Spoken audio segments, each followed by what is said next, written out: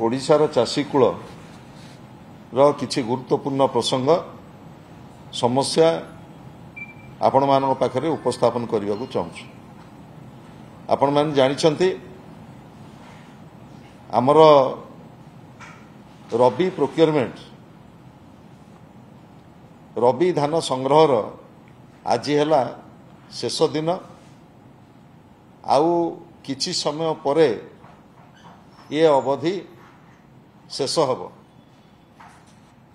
राज्यर 3,29,506 चाषी रबी धान विक्रय करने पाई रेजिस्ट्रेशन करथिले एवं ये जो आउटकम रेशियो धान विक्रय करने कथा सारा राज्यर 600 मंडी जरिया रे ये धान विक्रय करने स्थिर करा जायथिला। सरकार मूलरू कहिले आमे त्रुटि शून्य करिवु, कटनी छटनी हब नाही, मिनिमम सपोर्ट प्राइस दबु एवं चाषीर समस्त बड़का धान खरीफ एवं रबी रे संपूर्ण भाव में संग्रह करिवु। किंतु आज दुर्भाग्यर कथा ओडिशार चाषी कूल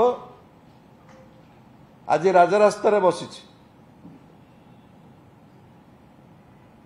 एइथिपाई बसिछि जो सरकार प्रतिश्रुति देइथिले जे आमे चाषींकर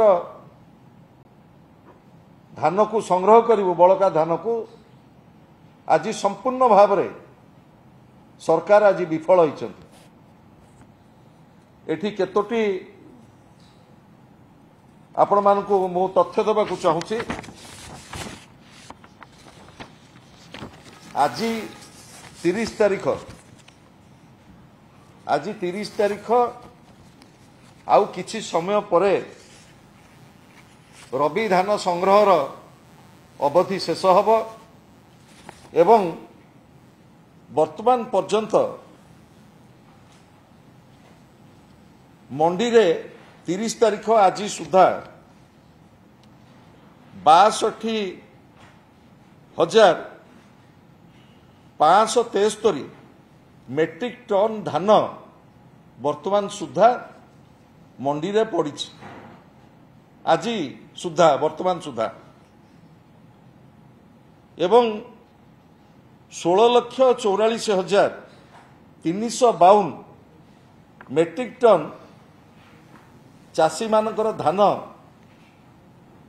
टीपी नोट कटा सरी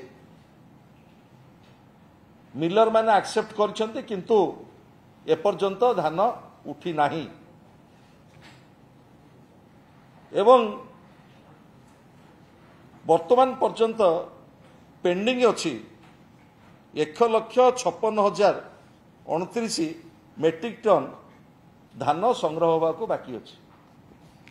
ये है ओडिशार 30 जिलार ये जो तथ्य मु आपण मानक दउची एटा आज दिन 4टा सुधार तथ्य।